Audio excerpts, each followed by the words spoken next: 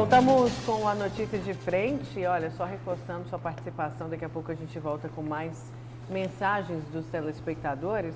E a gente conversa agora com Oliveira Júnior. A gente volta a falar com Oliveira, dessa vez para falar sobre Covid-19.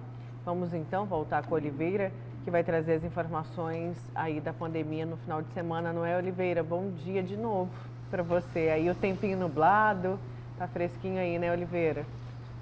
Isso. Tá desde ontem, né? Daqui a pouco eu vou falar do tempo, Nayara. Os dados da Secretaria Estadual de Saúde apontam que nas últimas 24 horas foram notificadas 36 mortes em decorrência da Covid-19 no estado. Caiu bastante o número de óbitos em decorrência da doença. São 9.500 óbitos. Entre eles está um rapaz de 24 anos. Já o número de casos passa a ser de 353.443 até o começo da tarde de domingo, quando os dados foram divulgados. Há 522 internações em UTIs públicas, 392 pessoas nas enfermarias.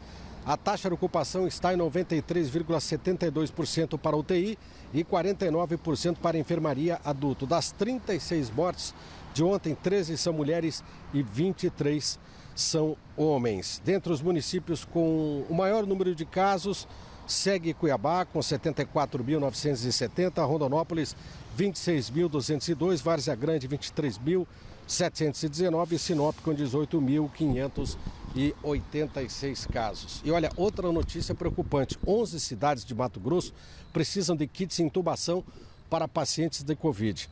Uma pesquisa realizada pela Confederação Nacional dos Municípios, a CNM, diz que os municípios, 11 municípios, correm o risco de ficar sem medicamentos do chamado kit intubação.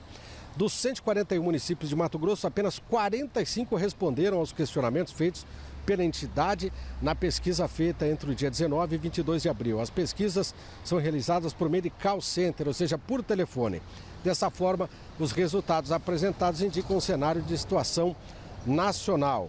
A Confederação não divulga quais são os municípios consultados para preservar a autonomia de cada ente quanto à falta de oxigênio. 3 municípios dos 45 questionados indicaram que essa é uma preocupação constante, admitiram que corre o risco de ficar sem o insumo nos hospitais da região. Quanto às unidades de internações, pronto atendimento à espera de leitos e UTI, 11 municípios afirmaram ainda ter pacientes na fila. Essa situação da Covid aqui em Mato Grosso, apesar do número de óbitos ter diminuído, ainda há o risco dos kits de intubação para pacientes terminarem no estado, é o que aponta pelo menos essa pesquisa. E agora vamos falar do tempo com imagens ao vivo do cinegrafista Valdeir Moraes. Estamos aqui entre a Santa Casa e a Igreja Nosso Senhor Bom Despacho, e aqui imagens de andorinhas sobrevoando aí onde deveria ser a torre, né? Já que é uma obra inacabada da igreja. O tempo nublado desde ontem. Ontem caiu uma chuva que refrescou, despencou a temperatura, né? Aqui na Baixada Cuiabana, em Chapada dos Guimarães, temperatura nesse momento de 22 graus na região central de Cuiabá, tempo nublado, e não deve passar dos 27 nesta segunda-feira. Amanhã volta a esquentar, então tem que aproveitar pelo menos até essa noite, tá, Nayara? Tomar aquele vinho que você está prometendo faz hora. Bom dia. Não, mas amanhã, no outro dia, tem que acordar muito cedo, vai ter que ficar para outro dia que esfriar, viu, Oliveira? Obrigada. Sem falar, Oliveira. Bom dia. No escorpião no bolso, né, da Nayara. Pois é, não vou abrir não. Não vou gastar minha garrafa lá guardada, não. E que imagem bonita, né? Quem que tá com o Oliveira? Valdeir Moraes? Valdeir de Moraes. O palmeirense Valdeir de Moraes. O palmeirense, gente boa, mas tirando aí a escolha do time, Valdeir Moraes. É a imagem linda ali, céu nublado de Cuiabá. Como a gente disse, agora 22 graus, é friozinho para o Cuiabano, é friozinho, gente. Frio. Bom, o Oliveira trouxe os dados da Covid já com, né, caindo, os números cada vez mais caindo de mortes e também de internações de casos, né?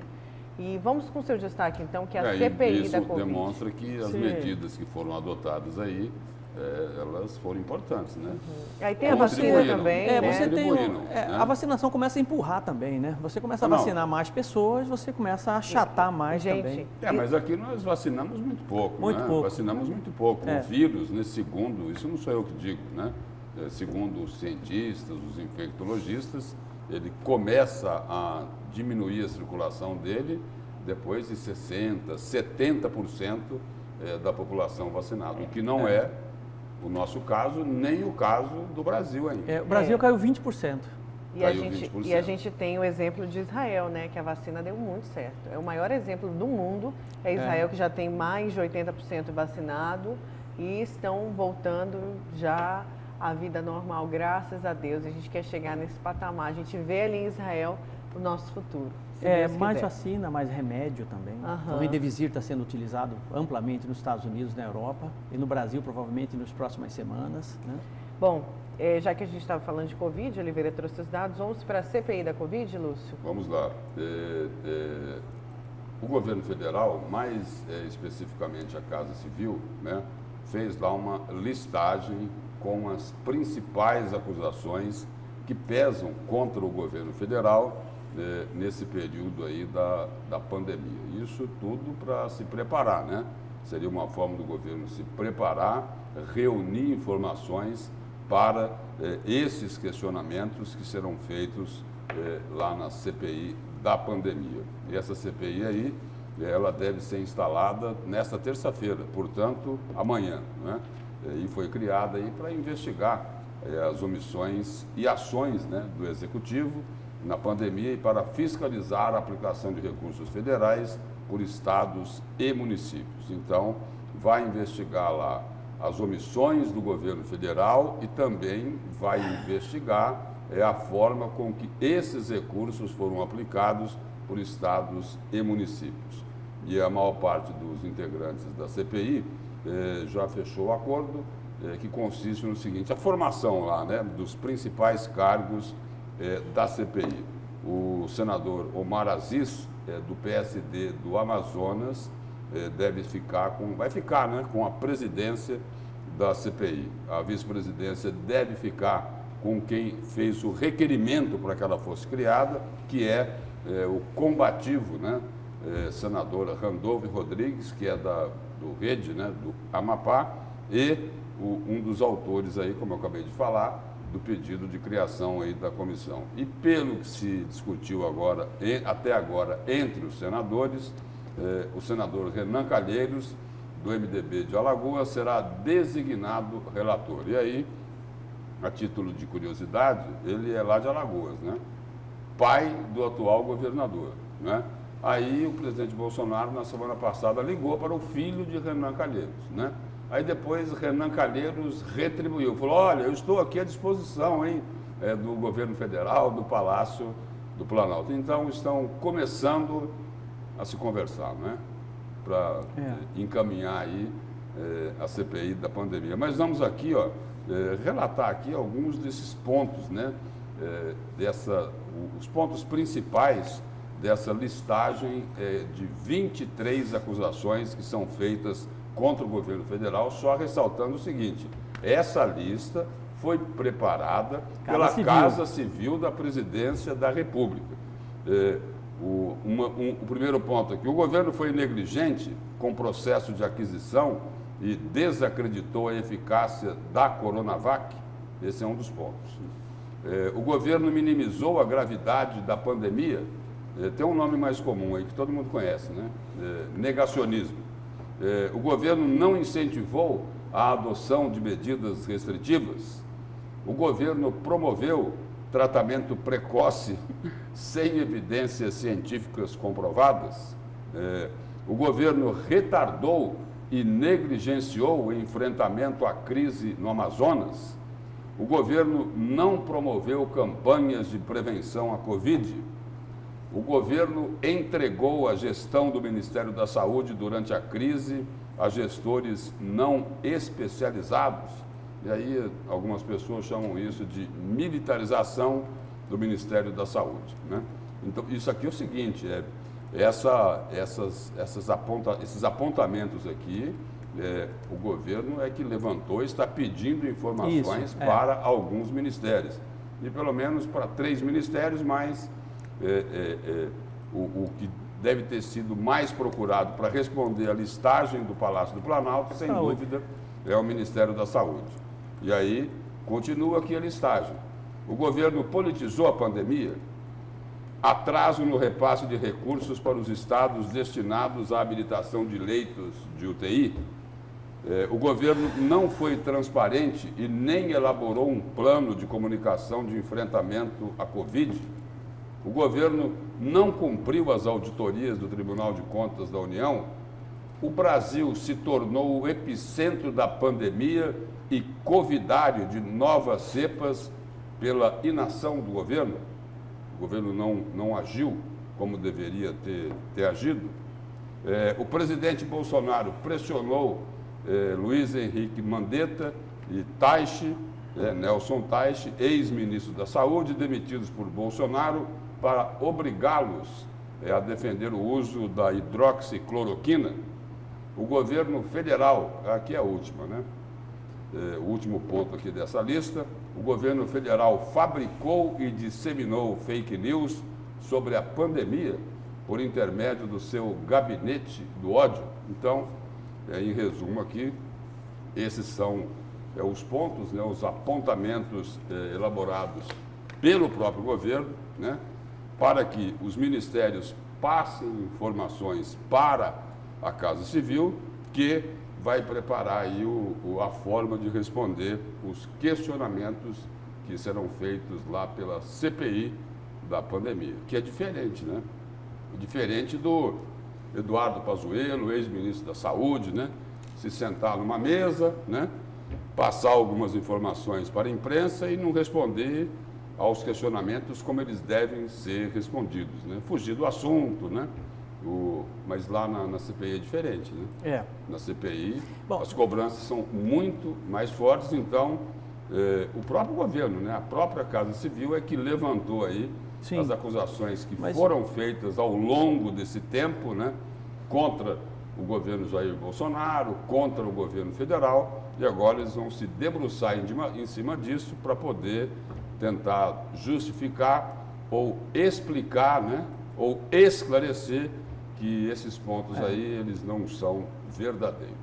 Esses questionamentos são importantes, a gênese dele é na Casa Civil, ou seja, nasce lá, justamente para poder se preparar com relação a alguns questionamentos que serão abordados pela Covid da pandemia, pela Covid-19. Assim como os governadores e prefeitos também terão que já se armar de alguma forma para poder responder a esses questionamentos. Então é uma ação do governo federal, não é uma ação da oposição, mas do governo federal. Dos pontos que foram apontados pelo Lúcio, eu separei 4 aqui que são importantes nós debatermos, e eu acho até importante dizer o seguinte, que eu acho que o governo federal terá muita facilidade em responder esses pontos que eu acho que são os pontos que realmente causam muita polêmica e muito debate.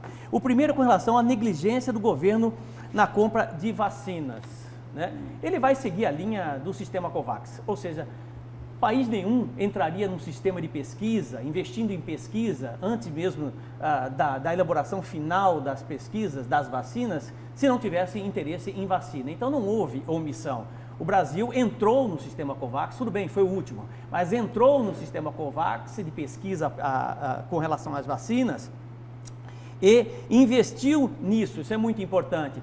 Lá no mês de junho, mais ou menos, foi aportado mais de R$1 bilhão na compra de vacina, nas primeiras vacinas, inclusive a própria Coronavac, a pedido do governador João Dória.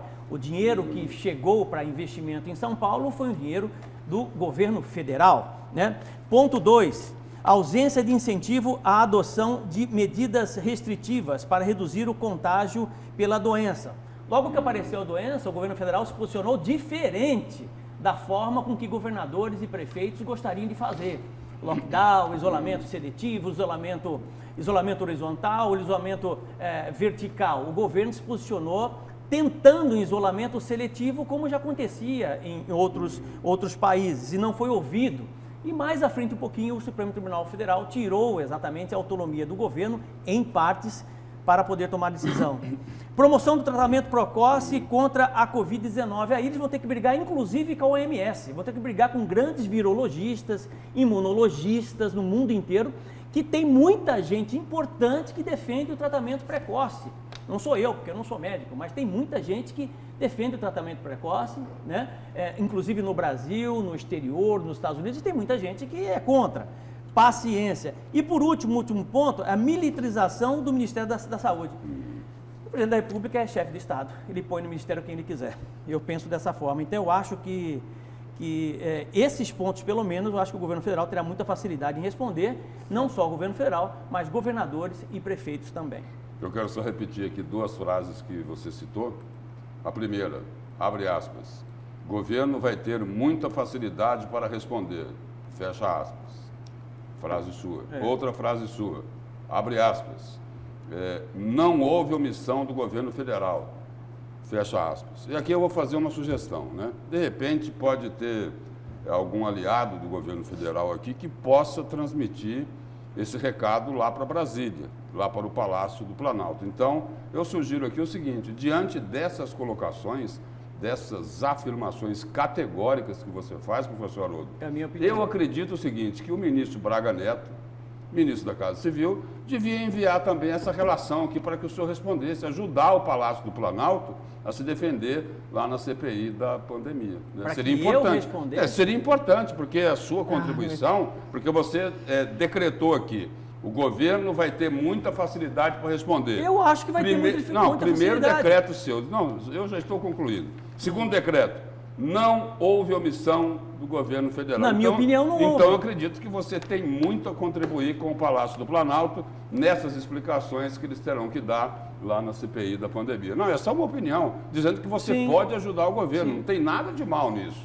Né? Eu estou dizendo o seguinte, que você pode contribuir muito com o governo federal, defendendo os pontos de vista que você acabou de defender aqui na Notícia de Frente. Né? E você está nervoso por quê? Não, eu não estou nervoso. Quem não está, quem é o seguinte, quem faltou... Só porque eu fiz o contraponto? Não, você está nervoso porque eu fiz o contraponto em cima das acusações? Espera um pouquinho, eu não estou nervoso. Você quer me colocar alguma coisa? Lúcio, você já perdeu o objeto da discussão, você mirou em mim. Eu não perdi o objeto. Você mirou em mim. Eu não perdi o objeto da discussão. Você mirou em mim. Quem fez a defesa apaixonada... O objeto... Quem tem político de estimação aqui é você. Não, aí, não eu. Tá vendo? Não, quem tem... Então é o seguinte, Lúcio, eu já coloquei. Você perdeu o objeto Você da não discussão. quer contribuir? Você não quer contribuir? Não. Você perdeu o objeto. Foi só uma sugestão Você apresentou que eu fiz. os questionamentos. Não, Foi só uma sugestão que eu fiz. Não, estou sendo leal com você. Olha só, você mostrou os questionamentos e eu mostrei a minha opinião com relação a como é que o governo federal pode desconstruir isso muito facilmente. Então, por isso só... que Aí você disse para mim que eu que tenho que responder isso. Por isso que eu disse aqui que seria importante. Você sugeriu, você acabou de colocar que você sugeriu como o governo federal pode desconstruir. Então, é minha opinião. Por isso que eu estou dizendo o seguinte, seria importante